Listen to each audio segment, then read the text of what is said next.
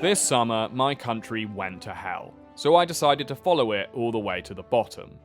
Towns across England went up in smoke as gangs of self-proclaimed patriots decided to take their country back by setting fire to it.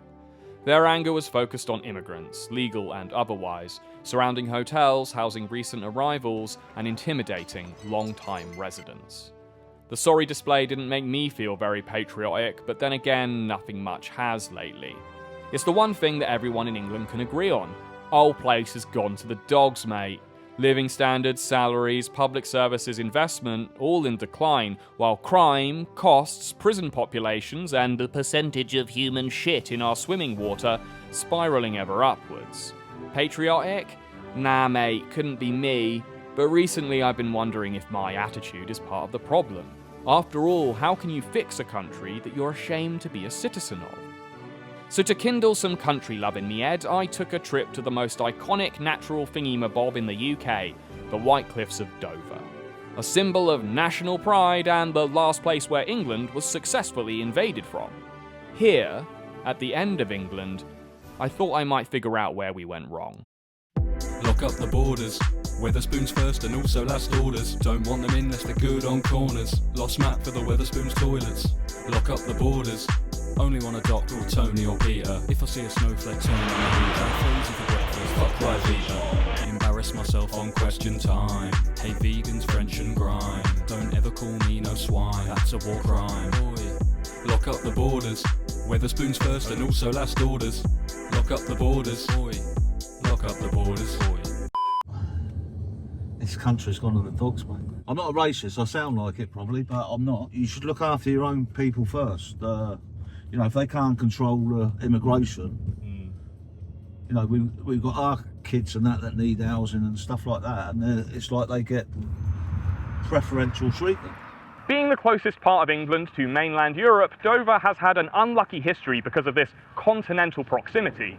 On a clear day, you can see France, and on a windy day, you can smell it, although that might just be the ferries swapping out their septic tanks. William the Conqueror landed in Dover in 1066, then marched his boys all the way up to Hastings, where he shot King Harold in the eye jelly, forever immortalised on the world's most famous piece of wool as the last man to successfully invade the English.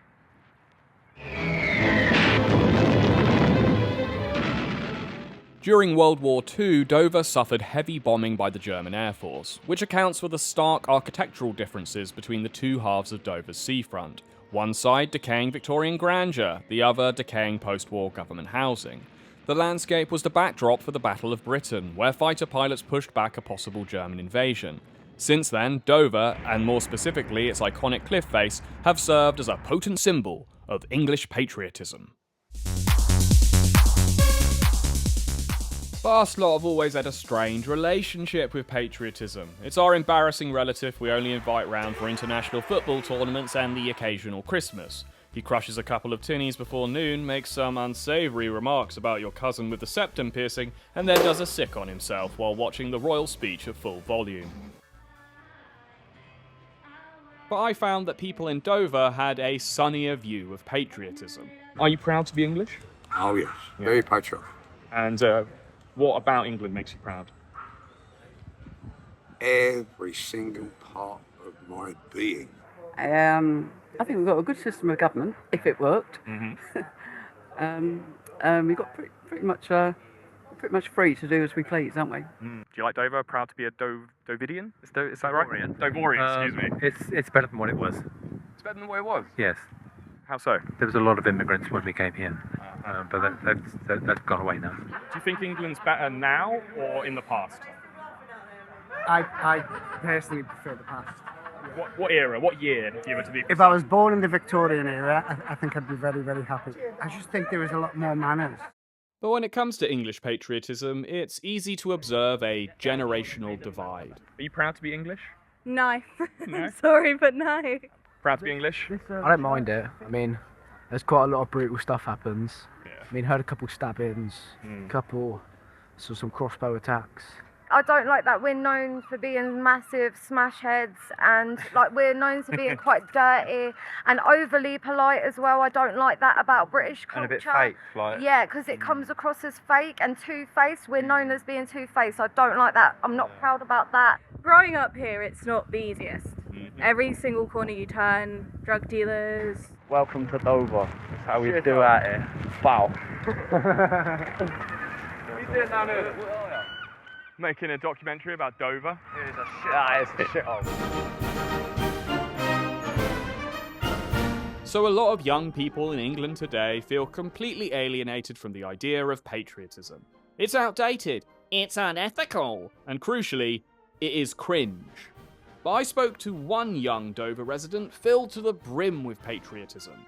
Not for England, mind you, but for a country of his own creation.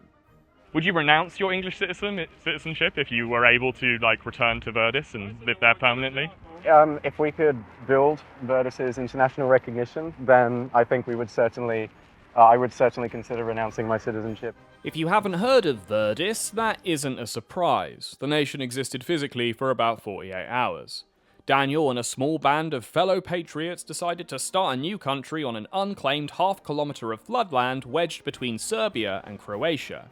It remains unclaimed today thanks to a weird quirk of geopolitical loopholery. Neither Croatia nor Serbia claim it because they are arguing over larger, more livable pieces of land to Verdis' south.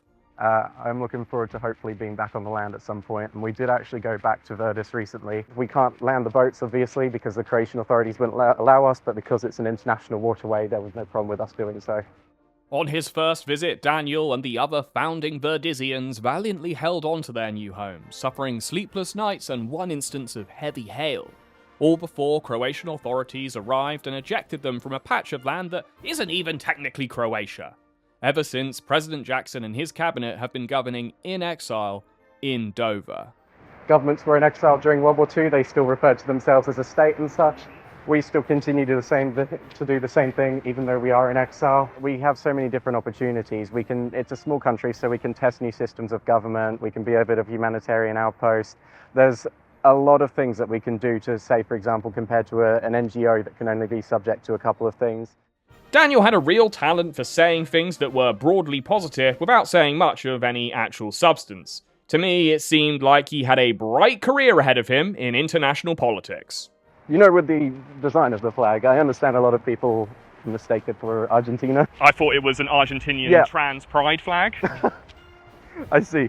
So how many citizens have you got now? We have 399 citizens at the moment, on the exact dot as I checked earlier today.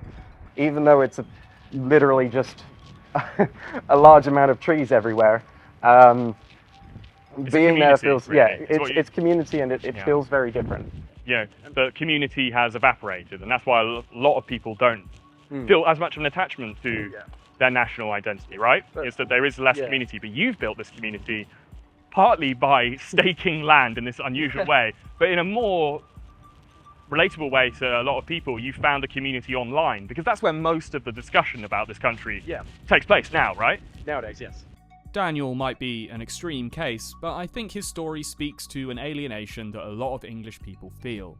In the age of the internet and an ever better connected world, it can be easier to forge a community with people thousands of miles away than with people in your local town or even your own country.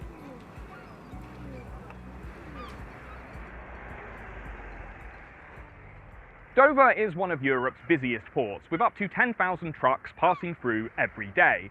But the town doesn't benefit much from all this traffic. Like many UK seaside towns, it has suffered steep economic decline for the last 20 years. It rarely makes headlines, and when it does, it's probably because part of its iconic cliff face has collapsed, potent symbolism I know, or because of the many asylum seekers and illegal immigrants who arrive on Dover's shores. When polled, immigration and asylum compete only with health and the economy as the issue that the English get most riled up about. But it's also the most polarising issue in the country because of how partisan reporting on the topic is. When it comes to the tragic loss of life during channel crossings, then both sides of the political spectrum are interested in relaying the facts. but this is where balanced reporting on the topic ends. Thanks to this channel's long-time sponsor, Ground News, this divide is made starkly clear. They're an app and website I use to challenge mainstream media's reductive narratives on the most nuanced issues we face today. Their platform gathers related news in one place and then points out political bias or corporate backing that may be skewing or suppressing the facts. Time and again, the Ground News blind spot feed shows that stories about illegal immigration are the near-exclusive domain of right-wing media. Even when Oxford University publishes a politically neutral study finding Britain has the most illegal migrants in Europe, is completely ignored by the left-leaning press. It's easy to write this news off as just another example of hostile political discourse. But Ground News also lists original research, so no matter what political ideology you personally subscribe to, you know where the information is coming from. Both sides of the political spectrum in England are guilty of only wanting to confirm the biases of their regular readership. The right obsessively gobbles up any crime story related to migrants or stats involving the cost of housing them, but they will rarely know anything about the migrants themselves or the unique geopolitical situations that they're fleeing from. Meanwhile, the left and liberal press will have a more informed take on the global refugee crisis as a whole, but are then strategically silent when it comes to the challenges that illegal immigration might pose to poorer communities in the UK. This is why I think Ground News is such an incredible tool when it comes to bursting your own bubble. If you're only reading what everyone else is reading, you can only think what everyone else is thinking. So go to my link at ground.news/OT or scan my QR code to think for yourself. They're offering my viewers 40% off the same unlimited access Vantage plan that I use. Subscribing provides you with an excellent product, but it also directly helps me make more documentaries like this one. Once upon a 10 years ago, smuggling people into England was a high-cost, low-margin business. People attempted to cross the channel secretly in the backs of trucks arriving in Dover by ferry. Professional smugglers charged upwards of €9,000 per traveller, leaving most of their potential customer base to try their luck on unsuspecting vehicles instead. At the time, only around 12,000 people were detected crossing every year. That all changed after Brexit, when security checks tightened and border infrastructure improved, rendering many of these attempted clandestine crossings unsuccessful. But these increased border security measures inadvertently led to more illegal crossings overall, as smuggling networks turned to the small boats as an alternative. Since the pandemic, small boat crossings have skyrocketed, peaking in 2022 when over 45,000 people made their way across the channel illegally. It is now a popular and profitable business, as smugglers are able to charge a fraction of what they used to, mostly because they are overloading their boats with up to 60 passengers at a time on vessels designed for a maximum of 30, leading to an increased number of deaths by drowning every year. Successive prime ministers, and you know, we've had at least 4 since the crisis began, have pledged to crack down on the crossings, and all have seemingly failed. The government has lost control of our borders, and we can see that with the number of crossings there are across the channel in small boats. We have to stop that. And I think the only way to stop that is to smash the gangs that are running this vile trade. Each government has focused mostly on stricter enforcement and more effective policing of the border, with the British government handing French border forces £150 million a year to prevent further crossings. But just like the tightened security on the ferries a decade ago, this is also having unintended consequences. The smugglers are hurrying launches to evade police and crowding boats far beyond their capacity to make up for earlier intercepted launches. As a result, 2024 has been the deadliest year for channel crossings on record, while harsher policing hasn't made a dent in the number of crossings overall.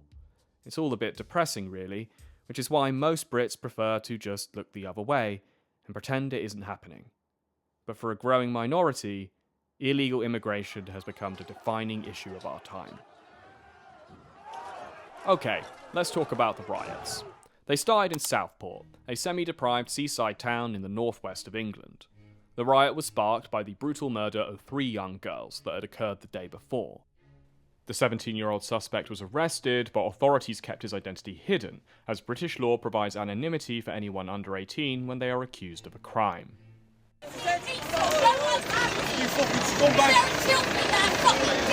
But this allowed online rumours to run rampant, as foreign news aggregate sites and anonymous Twitter accounts spread the rumour that the suspect was a South Asian asylum seeker who had arrived via small boat the previous year.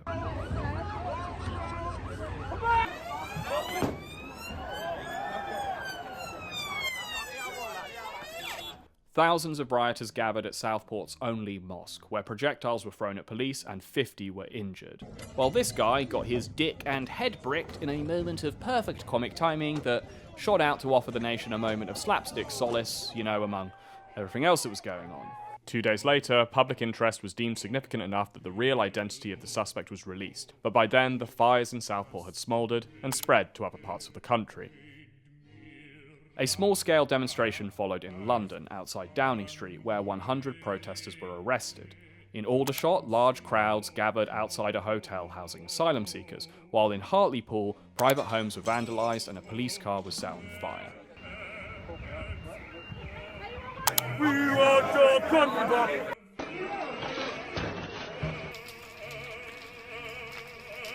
Disorder peaked over the weekend as riots broke out across the country. Sunderland, Middlesbrough, Rotherham all served as staging grounds for some of the most crowded scenes. In Rotherham and Tamworth, crowds gathered around hotels housing migrants, setting them on fire and breaking in. While in Middlesbrough, rioters again targeted private homes, cars and the Crown Court building. That weekend was the most violent and most widespread case of civil unrest in England since the 2011 riots, a much more explosive event in terms of criminal damage, injuries and fatalities, sparked by the police killing of Mark Duggan. An event that is now remembered hazily, if at all, by a nation that likes to put this kind of unpleasant business behind us. When it is remembered, it's either for the large-scale looting or more charitably, by the liberal press, as a community's collective rage boiling over after years of harsh policing. Shut up! Oh. The reason being is, you dress like a dickhead, you're not like a dickhead anymore. The recently elected government reacted to the riots with a shock-and-awe crackdown. More than 1,000 were arrested at the scene and in the weeks that followed, while local police slapped together some social media propaganda to show what a good, scary job they were doing.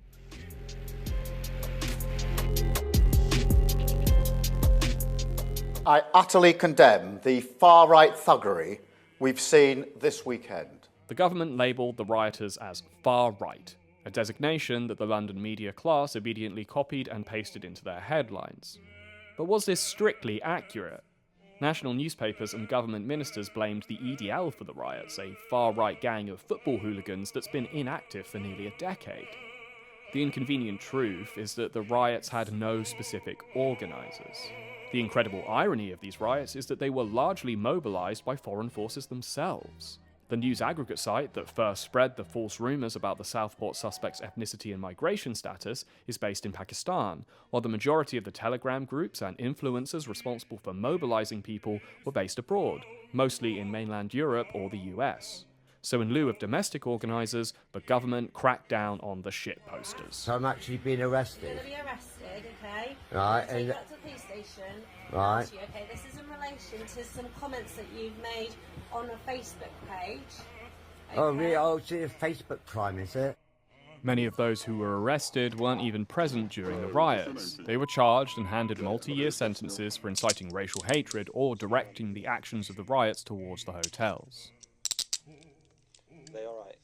Yeah, essentially he was telling people on Facebook to go and attack a hotel in Leeds housing asylum seekers. He didn't actually take part in that action. We understand he was at home with an injured foot, but it was his messages online that were seen by his friends and other people they shared those posts with that were at the root of his sentencing. The sentence that I pass has been reduced by 1/3 to reflect your guilty plea. The sentence is one of 20 months' imprisonment. Martin Luther King said that a riot is the language of the unheard, a quote that is inconsistently applied by liberal commentators, happy to roll it out for causes we sympathise with and rarely for those we oppose. Understandably as well, as the hate that was on display makes these rioters incredibly difficult to sympathise with, while their outright idiocy makes us feel like their motivations are too stupid to bother analysing. But failing to assess the reasoning behind these riots will leave us open to being surprised when they happen again. The way I see it, there were two riots this summer. The one that happened on the ground and the one that happened online. On the ground, I think it's simple enough. It's not a coincidence that 7 out of the 10 most deprived areas in the UK were home to riots, while affluent areas easily overwhelmed the few aggravators that bothered showing up.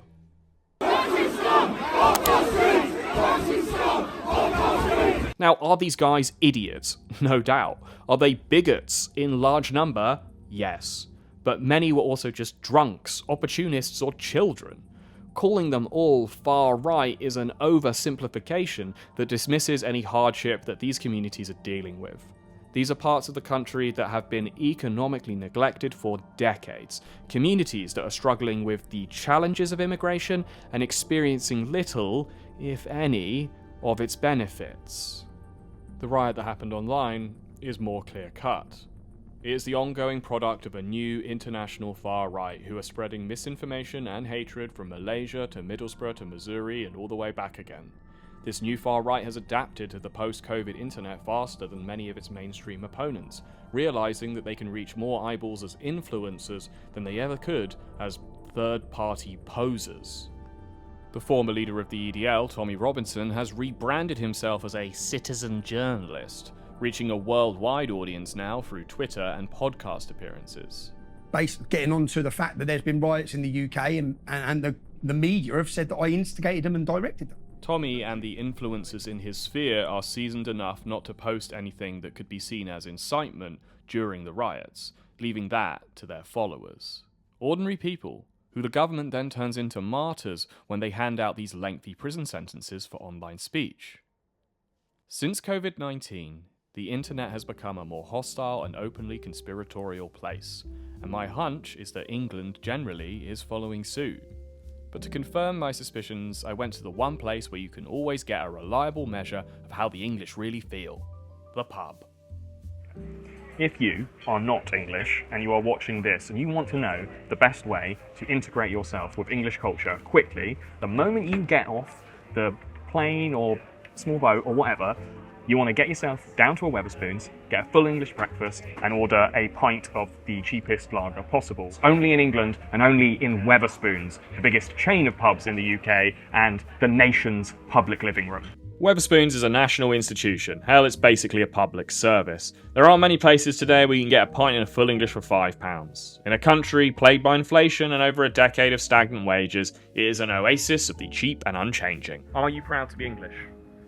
That's an interesting question because I'm not too sure. So I think the EDL is a bit of a twat. England's always been a cosmopolitan, mixed race country. Are you proud to be English? Very proud. Why? It's where I was born, where I brought up, English through and through. I think the English should come first. I don't mind anybody coming to this country if they're legal. If they work and pay taxes and everything, I'm fine with it. But they come in on the boats, they're giving hotels, food, lodging and money. So they're getting everything for nothing, and they even get to come on the waiting list before English people. So you're just a racist. Oh, excuse me. I am not a racist. I'm a bigot. Two very different things. What is the difference between a bigot? Well, racist is like, I should hate you because you're black or because you're foreign. No, a bigot is disliking a way of life. So there are ways of life I don't like. Such as? I don't like a lot of stuff in the Middle East. I don't like the Islamic way of life. This is Callum Smiles, citizen journalist and self-proclaimed bigot. Callum was once a working actor, but for the last few years he's made a career reporting on the migrant crisis for far-right outlets.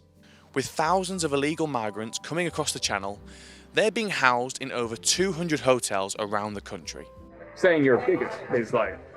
Well, I'm thinking English by the dictionary definition. I was thinking a lot of people add a bit too much emotion to some things these days. I'm thinking just about the word. Like, to say you hate a way of life, but hate a way of living, I mean, that's pretty, emotive. That's like, you've got a lot of feeling in your chest when you hate something. It's interesting you say that. I was recently talking to a friend about how we're not allowed to hate anymore. Yeah. Why? Why can't... It's a natural human emotion. I think hate ages you. I think hate is... I don't think you should hate anyone. But you say you don't hate anyone. You're saying it's a way of life you hate. I would love it if we didn't have to hate people, but I don't think it's the government's place to tell me I can't. Fries and chicken strips. Thank you.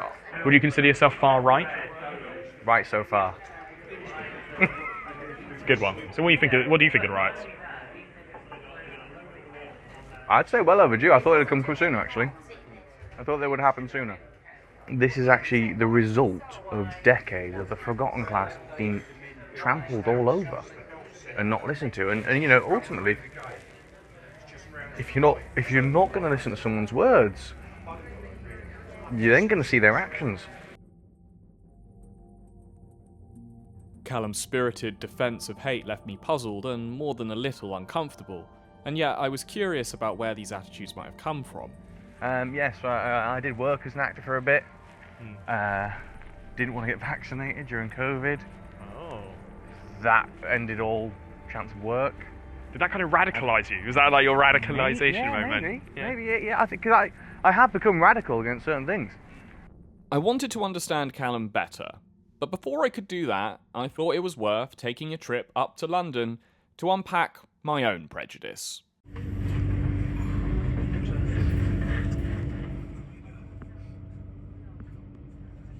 In 1941, George Orwell wrote England, Your England, which for me is the first and last word on this country's strange relationship with class and patriotism. He wrote it at the height of the Blitz. The essay was supposed to serve as a remembrance of English culture, just in case the whole place was wiped off the map or bombed out of all recognition. And yet, it's an unflattering picture of us that remains utterly accurate. England is the most class-ridden country under the sun. It is a land of snobbery and privilege ruled largely by the old and the silly. But never was Orwell more spot on than when he was skewering his own kind, the London left-wing intellectual. In left-wing circles, it is always felt that there is something slightly disgraceful in being an Englishman, and that it is a duty to snigger at every English institution from horse racing to suet pudding. You're proud to be English? Yes. What makes you so proud? Not much. Not at the moment, no. I think there's a lot of sort of disparity in wealth in this country, and I think the politicians are trying to divide us. Being English, the same way that being Russian, being American, has become synonymous with hatred, with anger, with unjust in terms of every system that exists to protect humanity. Is not England notoriously two nations, the rich and the poor? Dare one pretend there is anything in common between people with £100,000 a year and people with £1 a week? Orwell, on the money as ever. England is still two nations, the rich and the poor, but it is now sharply divided between London and everywhere else. Find the gap. England has some of the worst regional inequality in the developed world. All the areas where the rioting was most fierce are parts of the country that never recovered after the transition away from industrial manufacturing. A transition that London survived by welcoming in the world. But this global city status has also made Londoners smug, believing that they are a nation unto themselves. Proud to be English? No, not massively, to be honest. Like, not that I'm not proud, I guess, but I don't feel sort of like any need to be proud of Britain. I think, given all the stuff that's gone on recently, but I mean, maybe proud to be a Londoner. We pride ourselves on like diversity and kind of like a multicultural society, and I think the riots kind of show that there's a sector of society that don't appreciate that. So I think it's a little bit disappointing. Culturally and economically, London has benefited immensely from immigration. And not just immigration, foreign investment and tourism basically keep this city alive.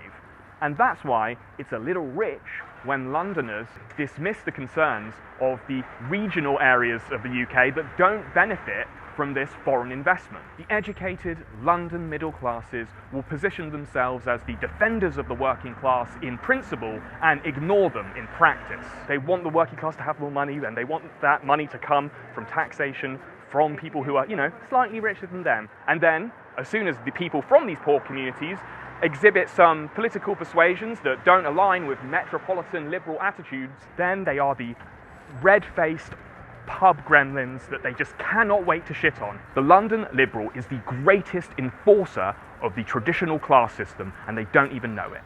But maybe I have my own prejudices about Londoners that I need to work through, as the ones I spoke to were capable of a lot of nuance. Well, I think in the criticism of riots, there's a lot of classism, because it's very easy to just point at, people who aren't as educated and as, cultured as other might be, and just be like, oh, these thugs. It's like, it's people who have issues, and clearly they need some kind of institutional presence to make sure that their needs are met. Londoners might cringe at the idea of patriotism generally, but when I asked them about separate aspects of their country's culture, they found there was a lot to be proud of. Okay, quick fire round. Things about England that you tell me if they inspire any kind of pride or not. Yeah, hit me. Royal family. No. Joy Division. Oh, of course. We love Joy Division. The Tube. No. Oh, yeah, fucks with the Tube, heavy. You fucks with the Tube, heavy, man. James Bond. Naturally, shaken not stirred. Duke's Bar. If you've never been for a martini, go. Ed Sheeran. George Orwell. Yes. English Countryside. Yes. Ed Sheeran. Fuck off. Full English Breakfast. Proud. Victoria Beckham. Proud. The Pint. Very proud. Cricket. Yeah, mixed, but yeah, generally. Yeah, Okay. generally, yeah. Joy Division. Yes. The Pint. Yeah. The Pint. A pint? Yeah. Oh, mate. Ah, please. Nearly finished. The Pint. As an imperial, no pride. No.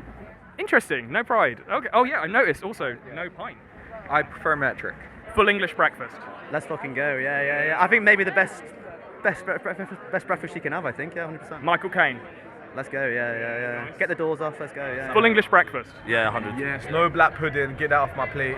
No pork on my fork. Yeah. And then but every time, yeah. Isn't that just beans, toast, and a hash brown? Though? No. I get turkey bacon, turkey sausage. Oh, okay, yeah. okay. Alternative. I'll switch out. You get me? Yeah. And that's the beautiful thing about England. It is an inclusive place. You want a full English? Have it your way.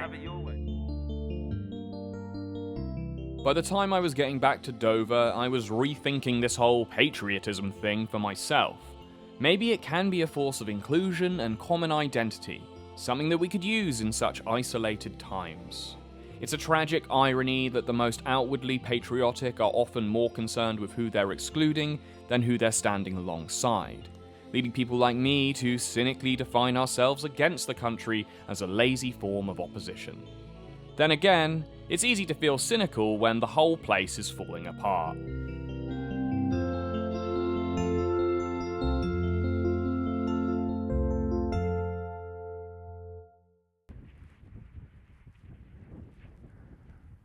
Now that is England. You've got the post-war houses, rolling hills, and the man in the high castle.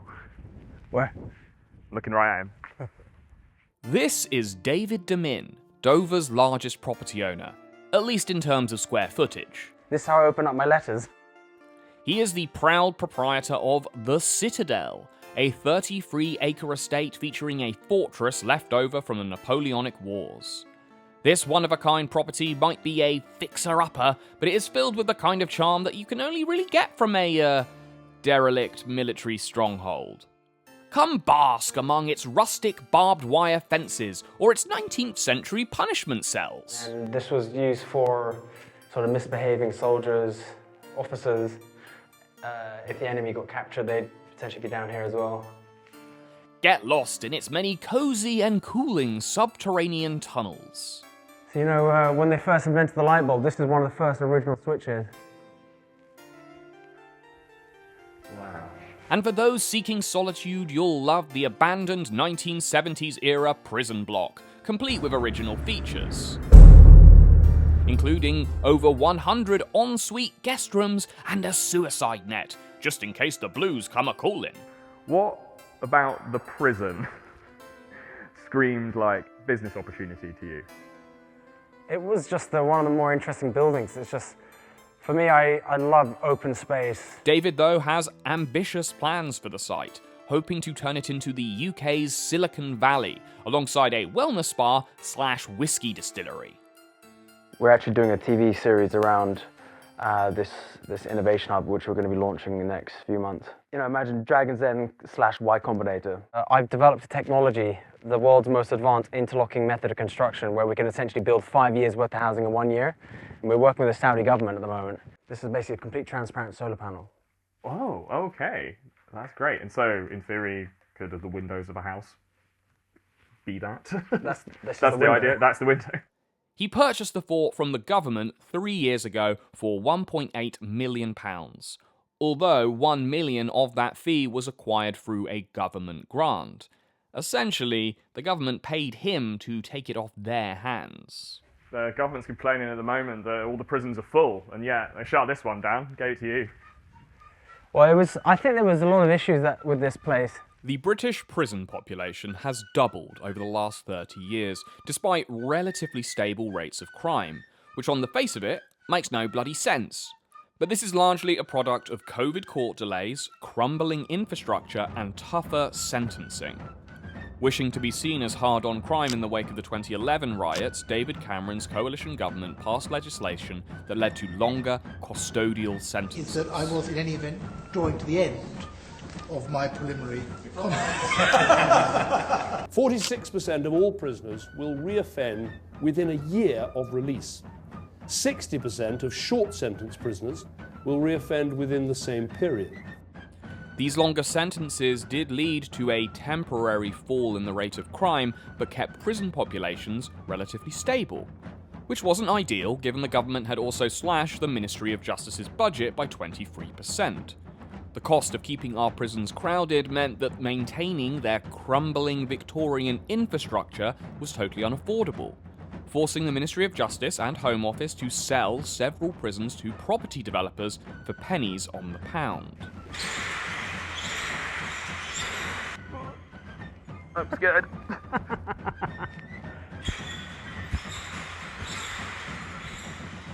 The vision for this building would be the Hanging Gardens of Babylon. I want it to be like a forest inside. Fresh splash of paint, some plants. I don't even want to see any paint. I want to just a growing wall inside, like a moss growing wall. So it just feels inspirational when you come in here, just like a lush forest. Little water feature there, maybe. Maybe. Shit really hit the fan for the prison service in 2020, when COVID clogged up the court system, delaying criminal cases for months, even years, forcing the system to hold a swelling number of suspects in remand, still waiting for their day in court. For the last few years, prisons have been badly overcrowded, with soaring rates of violence and drug use. There was a basic failure, which is a failure to have enough prison places for the number of prisoners that were being sentenced to prison. Then the riots happened, this time under a new government that also needed to look tough on crime. More than 1,000 people were arrested in their wake, with over 700 charged. The prison service is now at capacity, with the government forced to consider extreme measures like renting out prison space abroad in Estonia. It has already implemented Operation Early Dawn, slashing the sentence of some prisoners and releasing them ahead of time. They call this a temporary emergency measure, but you could also call it what it is: a colossal and embarrassing failure of the justice system. So was it ever just like a regular prison, or was it only used for migrants? No, the migrants was only a recent one. It started as a Borstal, then a young offenders, and then from that, sort of like juvenile, young kids. David's prison was once known as the Dover Immigration Removal Centre, used to house male arrivals who were appealing for asylum or who had failed to seek it. It was closed in 2015, before the rising tide of irregular arrivals really began. In the years since then, the cost of housing a single asylum seeker has soared from £17,000 to £41,000 a year, largely because the government has been housing asylum seekers in private hotels. And let's be clear, these hotels are rarely based in wealthy areas. They are either adjacent to international airports or in poor areas where local council budgets are already spread thin. It's a good shot lying down there, it's quite nice. Yeah, it's alright, isn't it? Maybe you could get some pillows and some bean bags. Yeah. been asking this question of everyone I've been interviewing, but are you proud to be English? Yeah, I mean, I'm half English, half Dutch, so I don't have an English passport. Do you have an English passport? Dutch passport. Well, I could get an English one as well, but... So you're not an English citizen? I'm a migrant, proper migrant. Yeah, right. Never got banged up in here, though, so... I am now. The government's inability to house asylum seekers in livable state facilities is a microcosm of England's real economic decline over the last 10 years. It is a state that has inefficiently outsourced its responsibilities to the private sector, sacrificing land and resources in the service of short-term savings. And the people who end up footing this bill are communities outside of London, who have already witnessed degrading public services and dwindling investment. And they end up blaming the migrants, because it's easier to direct your rage at the strangers in your town than towards 10 years of structural neglect. And this will only be exasperated by the government's early release of prisoners, as the far right is galvanised primarily through migrant crime stories, both real and imagined.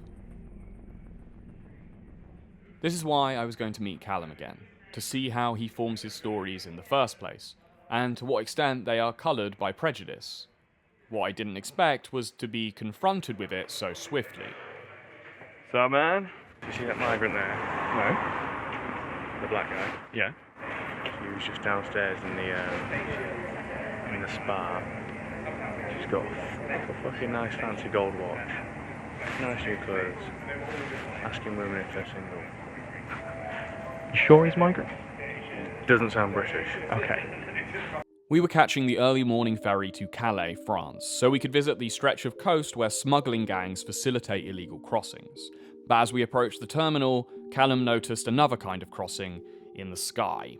Classic chemtrails, eh? See, I don't know if you're serious on that one or not. I am. So that's the freshest one.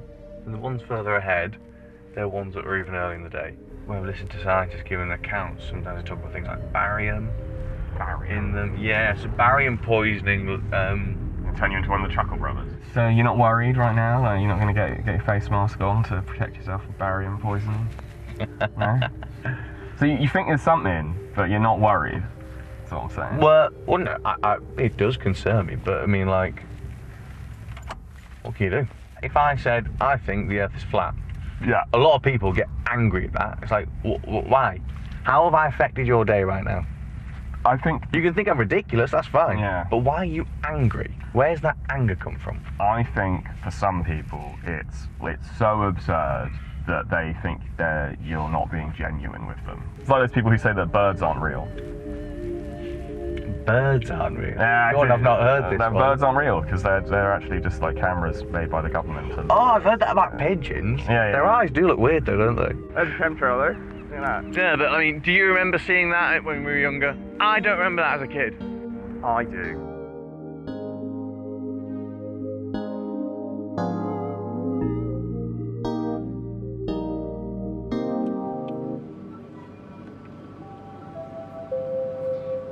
The English Channel is known for rapidly changing weather and a high tidal range, and it's busy, having some of the heaviest shipping traffic on Earth.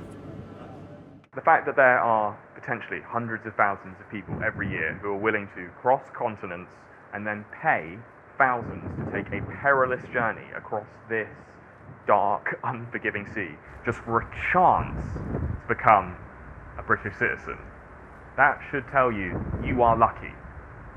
You have won the lottery of life, and you don't have to go through all this in order to get it. Right wing Nazi, enter stage left. It didn't take long before Callum noticed a suspicious speck in the distance, becoming progressively convinced that it was an illegal crossing in progress. No, that's a boat.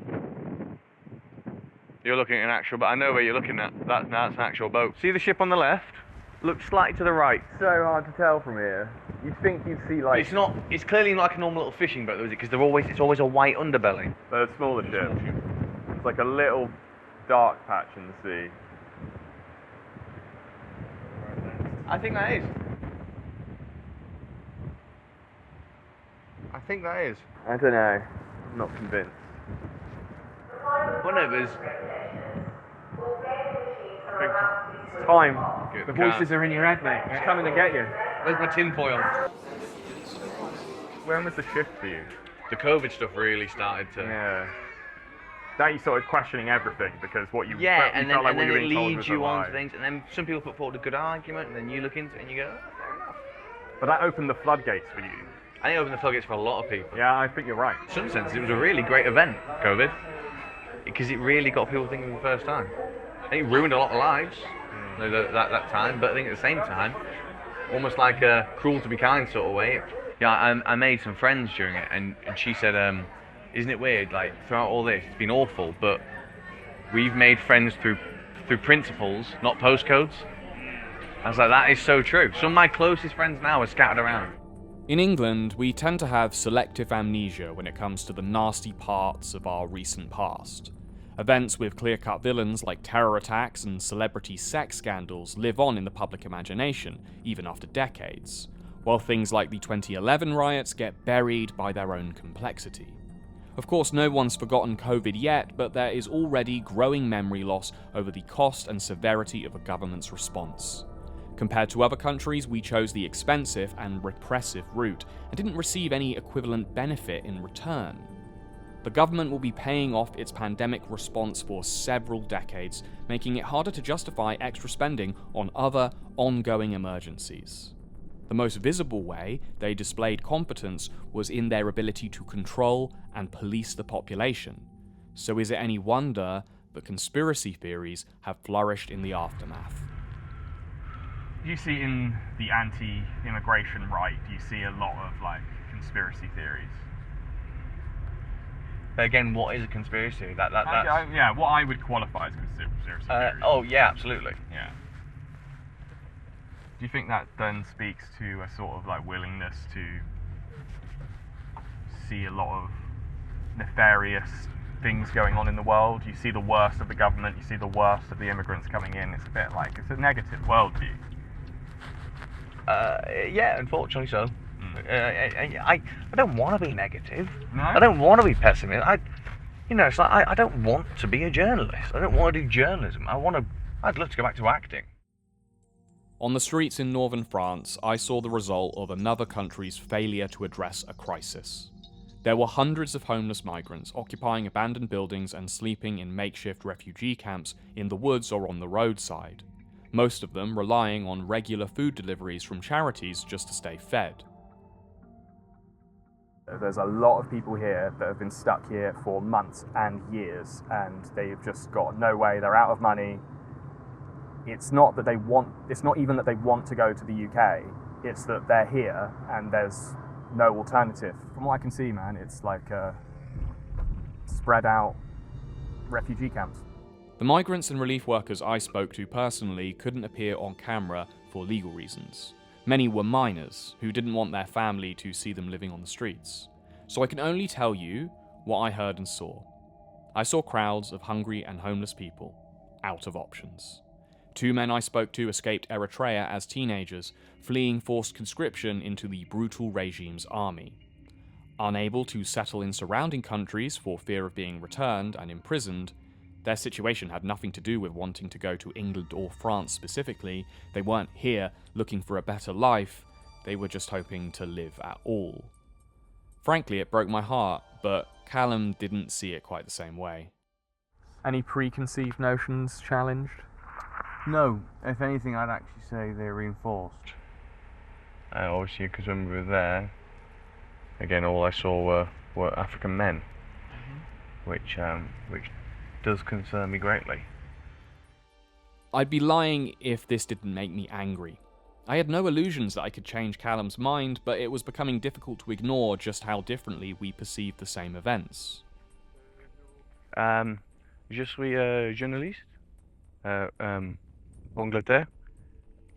Où est le migrant?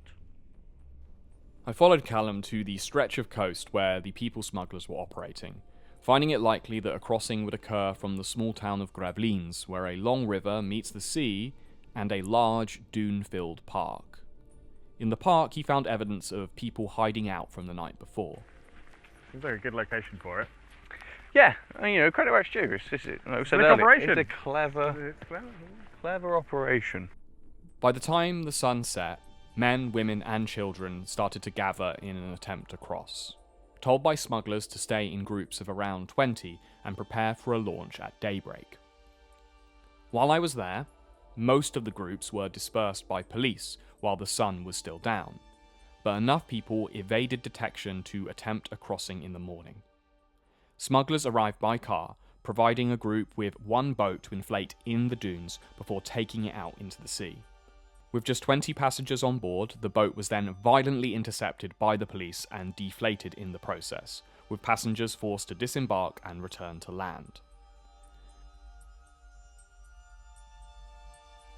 Up the coast, Callum had already started reporting on the crossing from afar, never once speaking to the refugees themselves, although he had spoken to the police at length. The fact remains, the migrant crisis isn't going anywhere anytime soon, but it does appear to be that the French police are taking this more seriously.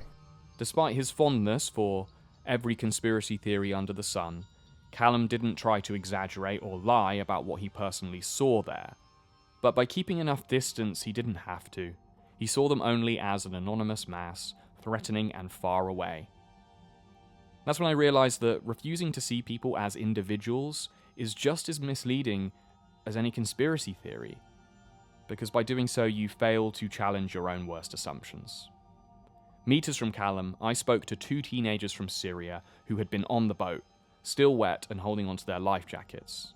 One had had his arm dislocated by French border forces during the interception, while his friend approached me to call an ambulance. He'd first asked the police but had been ignored.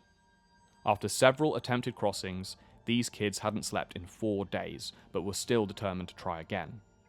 On the subject of England, all he said was, "It must be better than here."